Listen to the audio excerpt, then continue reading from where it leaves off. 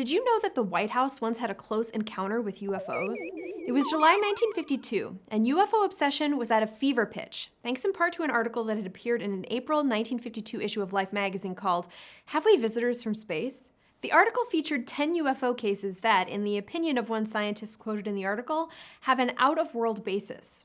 As evidence of their extraterrestrial origins, he cited things like the acceleration ability of the aircrafts and the fact that no human pilot could survive the maneuvers they pulled off. So it's easy to see why, when 7 weird blips appeared on the radar of Washington National Airport not long before midnight on July 19, 1952, the man in the air traffic control tower would crack a joke about a fleet of flying saucers. Soon, air traffic controllers at Andrews Air Force Base were also seeing strange blips moving at incredibly high speeds on their screens. But no one was laughing when those crafts, whatever they were, flew by the Capitol building and the White House. Hi, I'm Erin McCarthy, and this is The List Show. Mysterious craft buzzing the White House is just the first of many facts about UFOs that I'm going to share today. Let's get started.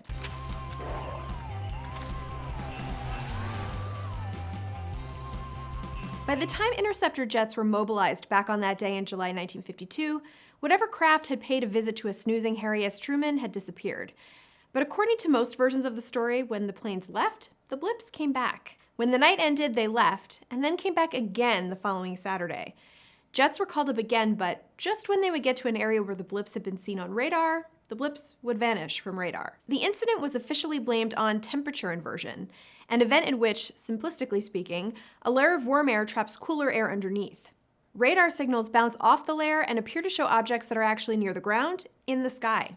But the radar operators who saw the phenomenon, as well as the people behind Project Blue Book, didn't accept that explanation. And what really happened remains unsolved to this day. Before we dive into any more facts about UFOs, we should discuss terminology. UFO, of course, stands for Unidentified Flying Object, a term that the Oxford English Dictionary says was coined in 1953 by writer Donald Keyhoe in an issue of Airline Pilot. In the article, though, Keyhoe mostly uses the term in quotes from Air Technical Intelligence Center reports, which is part of the U.S. Air Force. In a document from the 50s, they defined a UFOB as any airborne object which, by performance, aerodynamic characteristics, or unusual features, does not conform to any presently known aircraft or missile type, or which cannot be positively identified as a familiar object. Things that fall into the categories of familiar objects include balloons, birds, and planets. UFO isn't the only acronym used to refer to these crafts. A recently released government report that we'll talk about later uses UAP, or Unidentified Aerial Phenomenon, amongst other creative abbreviations. And just because we call something a UFO doesn't necessarily mean there are aliens involved, although of course the two terms are associated in the public consciousness. But if you do want to talk about little green men and sound super official about it, you can call them ETBs, or extraterrestrial beings. There are also ETCs, or extraterrestrial crafts. These terms, by the way, come from an NSA list of terms included in unsuccessful Freedom of Information Act requests. If you were curious, yes, people did want government documents containing the word ALF. And Big Bird, for some reason. You know Foo Fighters as a totally badass rock band headed up by Dave Grohl, but the term dates back to World War II. The word Foo seemingly originated from Smokey Stover, a popular comic at the time. Members of the 415th Night Fighter Squadron paired it with the word fighters to describe the weird, annoying balls of light they spotted in the air over Germany. Grohl was apparently reading a lot of books about UFOs at the time, and, take note, wannabe rock stars, he has said that there's a treasure trove of band names in those UFO books. The phrase flying saucer has a pretty fascinating history. It seems to have gotten its big break after an incident that occurred on June 24, 1947. Pilot Kenneth Arnold was flying near Mount Rainier looking for plane wreckage when he spotted 9 metallic objects in the sky. They were huge. Arnold estimated that they were each about the size of a DC-4 plane and moving around 1,200 miles per hour. He thought they were military planes and reported them, at which point the press misquoted him as saying the objects were flying saucers. As Arnold recalled in an interview with legendary journalist Edward Murrow, these objects more or less fluttered like they were, I'd say, boats on very rough water or very rough air of some type. And when I described how they flew, I said that they flew like they take a saucer and throw it across the water. Most of the newspapers misunderstood and misquoted that too. They said that I had said that they were saucer-like. I said that they flew in a saucer-like fashion. The misquote took flight, you might say. In the weeks afterward, flying saucers were spotted in 40 other states. And for a time, the phrase was basically shorthand for a UFO. Long before Kenneth Arnold saw flying saucers, people were spotting UFOs in the skies, and writing about them. As Richard Stuthers put it in a 2007 piece for the Classical Journal, Throughout recorded history, reports of what we today might call unidentified flying objects have been made and preserved. If more information were available to us, we would perhaps find that conventional scientific hypotheses could explain most, if not all, of these. There nonetheless remains a small residue of puzzling accounts, and regardless of what interpretation one places on them, these constitute a phenomenon that spans centuries of time and widely different cultures. In that classical journal paper, Stothers focused on the ancient Romans, who wrote about strange things in the sky all the time. Some of them can definitely be explained by natural phenomena, like eclipses or meteor showers. Others, not so much.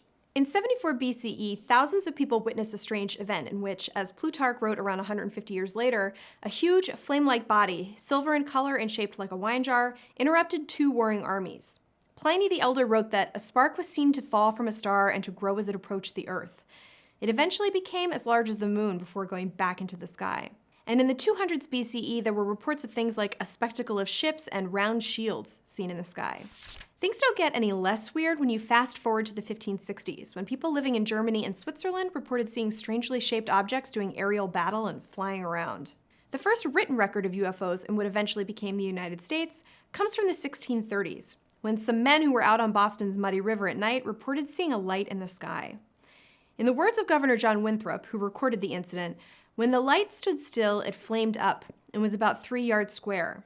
When it ran, it was contracted into the figure of a swine. It ran as swift as an arrow toward Charlestown and so up and down about 2 or 3 hours." Even stranger, by the time the incident was over, the boat the men were in had somehow moved a mile upstream, and the men weren't even sure how that had happened. Let's jump forward in time to post-World War II, when modern UFO research really ramped up.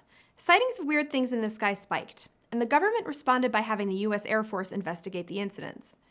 The Air Force formed the first of several task forces, Project Sign, in 1948. It was quickly succeeded by Project Grudge, which itself was superseded by the most famous UFO inquiry, Project Blue Book, in the early 1950s. We'll get back to Project Blue Book in a minute, but first, we have to talk about what is probably the most famous UFO incident of all time, the one that occurred near Roswell, New Mexico. Here's what happened. At some point in the summer of 1947, something crashed on a ranch outside of Roswell. The rancher who discovered the debris said it was bright wreckage made up of rubber strips, tinfoil, a rather tough paper, and sticks. In early July, he delivered some of the debris to the sheriff, who called in the big guns, the military. Men based at the Roswell Army Airfield went out to collect the rest of the debris, and soon, their press representative released a statement, which said, "The many rumors regarding the flying disc became a reality yesterday when the intelligence office of the 509th Bomb Group of the 8th Air Force, Roswell Army Airfield, was fortunate enough to gain possession of a disc through the cooperation of one of the local ranchers and the sheriff's office of Chavez County." The statement made news around the country, even as the Army was backpedaling. As Dick Pierce at the San Francisco Examiner reported on July 9, 1947, he called General George Ramey at a base in Fort Worth, Texas, who described the disc and noted his belief that it was a piece of a weather balloon, saying, "There is no such gadget as the disc known to the Army, at least this far down the line." Pierce described the initial statement as the boner of the Army's public relations official and, "No, you're 12 years old." Anyway, Pierce wrote that the debris was actually the box kite radar reflector of a weather balloon, and that, while the mistake lasted, it was a honey. And for a while, that was that. Until the 1970s, when people who believed the government was covering something up started casting doubt on the official story. And in a way, they weren't wrong. What crashed outside Roswell may not have been extraterrestrial in origin, but it also wasn't a weather balloon. Most likely, it was part of Project Mogul, which was an experimental project to acoustically spy on the Soviets. Okay, back to Project Blue Book, which was named after those little blue books you take college exams in, by the way. To handle UFO sightings, Project Blue Book asked people to fill out standardized questions, including, when did you see the object? Where were you when you saw the object? What was the condition of the sky? And if there was more than one object, then how many were there? UFO spotters were also asked to draw what they had seen, describe what sound it made, and note if its edges were fuzzy, bright, or sharply outlined. Project Blue Book was active until 1969, and in that time, according to Britannica, recorded 12,000 incidents which were either identified as things like atmospheric phenomena or man-made objects like weather balloons, or unidentified. The unidentified incidents accounted for 6% of the cases recorded by Project Blue Book. There are plenty of things that can be mistaken for UFOs. Venus, for example, is a prime culprit behind many supposed UFO sightings, probably because it's so bright and so close to the horizon. SpaceX rocket launches have been mistaken for UFOs, and so has an Army parachute team. Drones and certain cloud formations also make the list. But hands down, my favorite mistaken UFO story belongs to one UK resident who actually called the police to report a bright object lingering near their home, which they later realized was the moon. What happened to Betty and Barney Hill is less easy to explain. Betty worked in child welfare and Barney at the post office, and in September 1961, they spontaneously decided to take a vacation to give themselves a little R&R. They took a 3-day trip, driving from their home in New Hampshire to Niagara Falls and Montreal. On the way back, they were driving on dark, empty roads of New Hampshire's White Mountains when they spotted a light in the sky that moved strangely.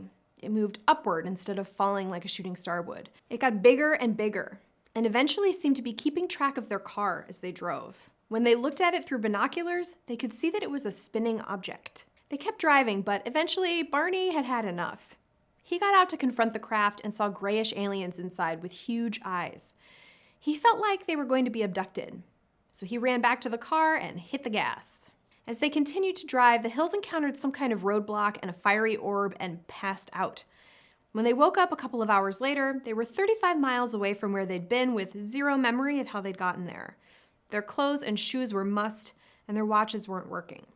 There were strange metal marks on the trunk of their car that made compasses go wild. Understandably disturbed, the Hills filed a report with Project Blue Book and went to a psychiatrist who used hypnosis to help them remember what supposedly happened. Gray beings took them into a huge metallic craft where they were separated and examined. The beings took samples of their hair, nails, and skin, and a needle was inserted into Betty's abdomen. Finally, their memories were erased. The Hills didn't tell anyone about the incident until 1963. Ultimately, despite therapy, research, and getting the government involved, the Hills didn't find out what had happened to them.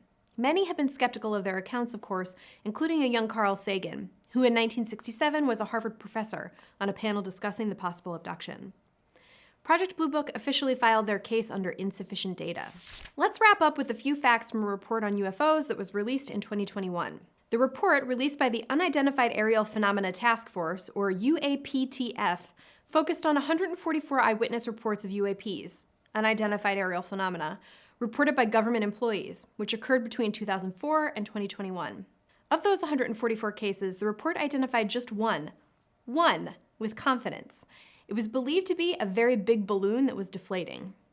The rest remain unidentified. That said, there were themes that emerged in the eyewitness accounts, including things like size, shape, and propulsion. There was also the fact that sightings often occurred around U.S. military testing grounds, but the report notes that that might be because of large numbers of high-quality sensors in those locations, and because aviators there are both more focused and encouraged to report anomalies. In some of the incidents, witnesses reported UAPs that moved in unusual ways. According to the report, some UAP appeared to remain stationary in winds aloft, move against the wind, maneuver abruptly, or move at considerable speed, without discernible means of propulsion. In a small number of cases, military aircraft systems processed radio frequency energy associated with UAP sightings. Does this mean aliens? Of course not, according to the task force. In fact, they think many of them will fall into a few explainable categories. 1. Airborne clutter. Think things like that aforementioned balloon, for example, or birds or drones. 2. Natural atmospheric phenomena. Things like moisture and ice crystals. 3. USG or industry developmental programs. Classified aircraft, baby. 4. Foreign adversary systems. Craft deployed by the likes of Russia or China. All the rest end up in the other category. Comforting. And even then, as one official said, we have no clear indications that there is any non-terrestrial explanation for them, but we will go wherever the data takes us. These objects might have appeared to move strangely because of observer misperception or things like sensor errors. So we don't have an explanation for these sightings yet, and unfortunately, it might stay that way, thanks to things like insufficient data and limited reporting. That said, because these UAPs could pose a risk to military aircraft and national security, these reports will continue to be collected and studied. So the truth might still be out there. If you've had an experience with UFOs, let us know about it in the comments. Thanks for watching.